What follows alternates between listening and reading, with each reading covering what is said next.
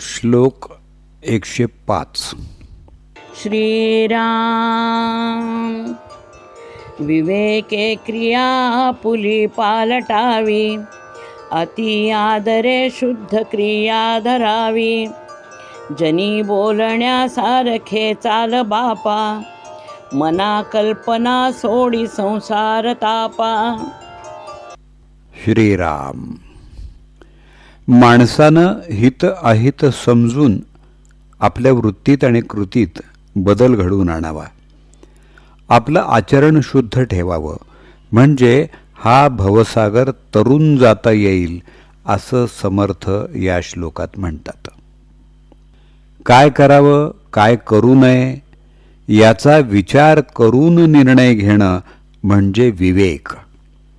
विवेकातून ज्ञान निर्माण होतं आणि ज्ञानामुळं सामर्थ्य प्राप्त होतं.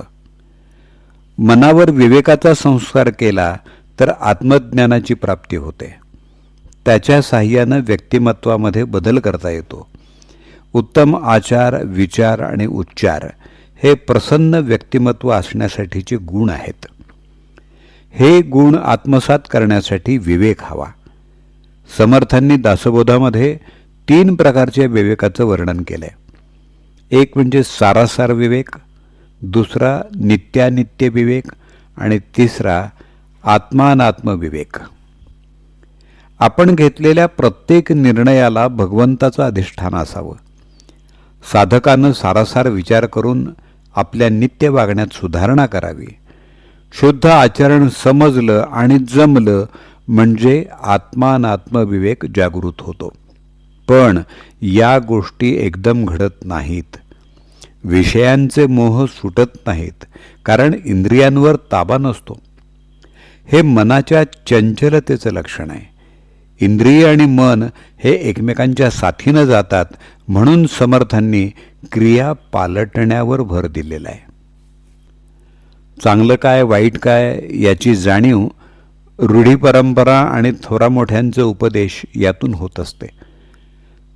तसं वर्तन घडवून आणण्यासाठी श्रेयसाची निवड करावी लागते. इंद्रियांच्या सवयी आणि मनाला हव्या असणाऱ्या गोष्टी यांचा सखोल विचार करून नको असलेल्या गोष्टी वर्ज्य केल्या पाहिजेत. आपल्याला खूप भूक लागली म्हणून कोणी गरम खिचडीत हात घालत नाहीत, तर पानात वाढलेली खिचडी कडेकडेनं सावकाश फुंकून खावी लागते. कर्माची दिशा निश्चित ठरली की कसं, किती आणि केव्हा करावं याचा योग्य विचार म्हणजे विवेक. अशा विवेकानं कर्म घडलं तर त्याच्याविषयी आदर निर्माण होतो.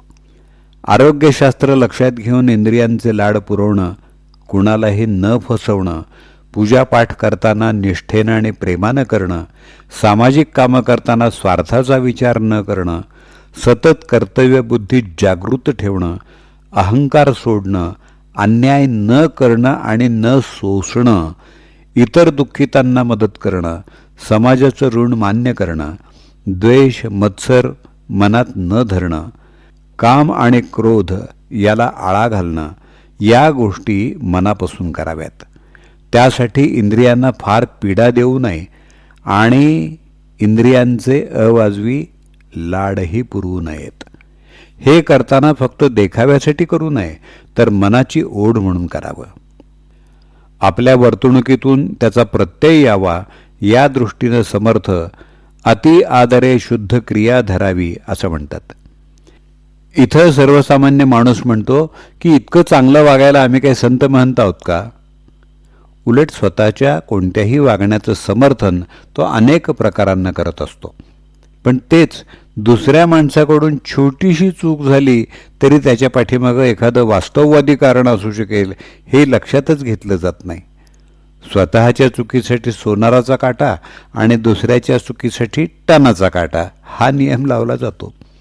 मग ही चूक उपहास, अवहेलना, अधिक्षेप आणि निंदा या स्वरूपात व्यक्त होते.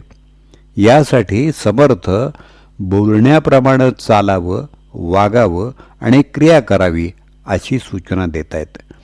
बोले तैसे वर्ती जाणे उत्तम क्रिया असं समर्थ 19व्या दशकात म्हणतात. ज्ञानेश्वर महाराज, तुकाराम महाराज यांच्या पातळीवर जाता येणार नाही हे जरी खरं असलं तरी सन्मार्गानं वागताच येणार नाही हे मात्र काही खरं नाही. चांगलं वागण्याचा प्रयत्न प्रामाणिकपणानं केला तर माणसाची उन्नती होणं अवघड नाही. करण्या वाचून बोलणं म्हणजे प्रकाशाशिवाय दिवा किंवा शस्त्रास्त्राशिवाय रणांगणात जाण्यासारखं आहे. दांभिक माणसं नुसतीच बोलतात. स्वतः श्रीराम प्रथम आचरण करत आणि तसं आचरण सर्व प्रजाजनांना करायला लावत असत. आपल्या मनासारखं घडून यावं असं वाटत असलं तरी ते घडतंच असं नाही. मग माणूस पुढच्या गोष्टींच्या कल्पना करत असतो. त्यासाठी समर्थ म्हणतात, अशा कल्पना करणं सोडून दे.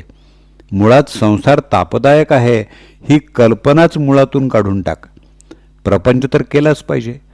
ते करताना परमार्थही साधता आला पाहिजे. नुसत्या सुखाच्या कल्पना करून तू अजून संसाराच्या सुखदुःखात अडकू नकोस असं समर्थ आपल्याला सांगतायत. फक्त संसाराचाच विचार केला तर त्या कल्पनांमध्ये माणूस रमतो.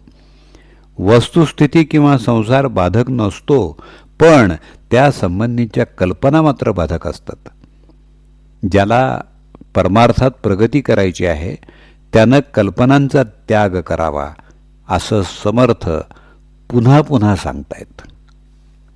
जय जय रघुवीर समर्थ. विवेके क्रिया आपुली पालटावी, अति आदरे शुद्ध क्रिया धरावी. जनी बोलण्या सारिखे चाल बापा, मना कल्पना सोडी संसार तापा. श्रीराम.